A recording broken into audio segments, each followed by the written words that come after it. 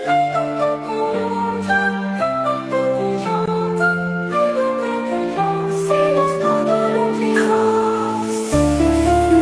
de Lunja, d'une beauté qui enchanta. Mais le destin lui lança un sort sombre, un combat. En nota, peine et grammaire, un professeur la Saini. C'est l'histoire de Lunja, belle et douce comme un éclat. Mais un jour le sort frappant, un destin sombre s'annonça. En nota, peine et grammaire, un professeur la Saini. C'est l'histoire de Lunja, d'une beauté qui enchanta.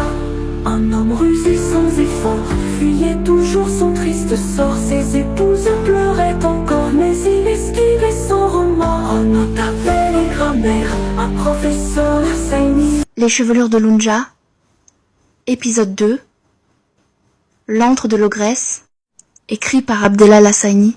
Un matin très tôt, bien avant le chant du coq et les aboiements des chiens, Tagunt et Tamimount quittèrent la maison. Elles voulaient vérifier les champs des voisins pour retrouver les fameuses fèves que leur mari prétendait avoir semées. Tagunt observait la taille des gousses.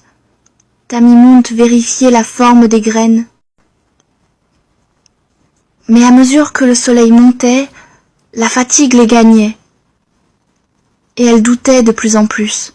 Soudain, une odeur étrange les mena jusqu'à une vieille maison perdue au bout du chemin. Une voix grave résonna depuis l'intérieur. « Pourquoi partager la moisson si vous n'avez rien semé ?» Une vieille femme apparut. C'était Tamza l'ogresse. Elle les fixa longuement et demanda « Que faites-vous ici ?»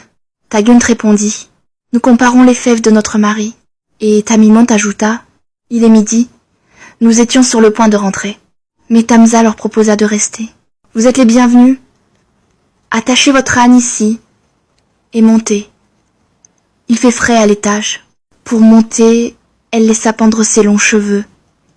Les deux femmes, un peu inquiètes, grimpèrent. Pendant ce temps, l'ogresse descendit et dévora l'âne. Puis elle en laissa la tête posée près de la porte, comme si de rien n'était. Dans la maison, Tamimount portait son fils sur le dos. Tagunt, elle, avait sa fille Lunja. L'ogresse s'approcha des enfants et les toucha doucement. Elle souleva leurs mèches de cheveux et les renifla comme une louve. « Que fais-tu » demanda Tagunt. « Je vérifie juste si tout va bien » répondit Tamza avec un sourire étrange. Tamimount sentit que quelque chose n'allait pas. Elle déclara poliment « Merci pour tout, mais nous devons repartir. » Mais l'ogresse répondit « Ah oui, pourtant votre âne semble encore bien fatigué. » Elle leur montra la tête tranchée. Tamimount comprit. Elle chuchota à sa compagne. C'est Tamza, l'ogresse. Mais Tagunt, encore naïve, ne voulait pas y croire. Non, ce n'est pas elle. Pourquoi m'effrayer ainsi ? Tamimount réfléchit vite.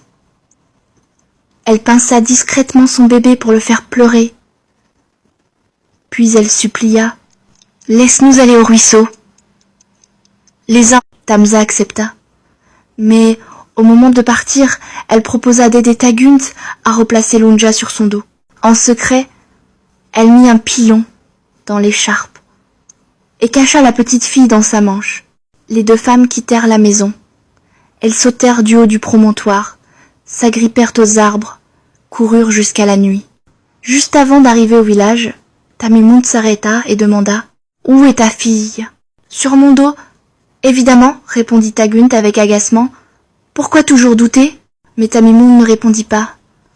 Elle ouvrit doucement l'écharpe. Il n'y avait que le pilon. Lunja avait disparu. En nota, peine et grammaire, un professeur Saini. L'histoire de Lunja, d'une beauté qui enchanta. Un homme rusé sans effort fuyait toujours son triste sort. Ses épouses pleuraient encore, mais il esquivait sans remords. En nota, peine et grammaire, un professeur Saini. L'histoire de Lunja, d'une beauté qui enchanta. Tagunt, donne-moi des grains, cri de l'homme au dessin fin. Alula, ouvre sans retard que je profite suite du hasard. On avait les grands-mères, un professeur Husseini. C'est l'histoire de Lonja, d'une beauté qui enchanta. Mais l'ombre au loin se lève, dans la nuit souffle un rêve. Un corbeau géant s'approcha, son cri funeste résonna. On avait les grands-mères, un professeur Husseini. C'est l'histoire de Lonja, d'une beauté qui enchanta. L'homme riait insouciant, mais le corbeau était géant. D'un battement il l'attrapa, dans son ventre il l'emporta. On avait les grands-mères, un professeur Husseini. C'est l'histoire de Lonja, d'une beauté qui l'enchanta.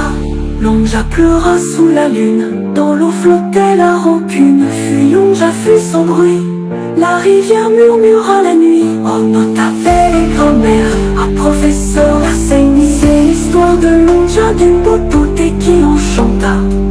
Mais l'ogresse marchait lourdement, après Lonja lentement. C'est le silence dans le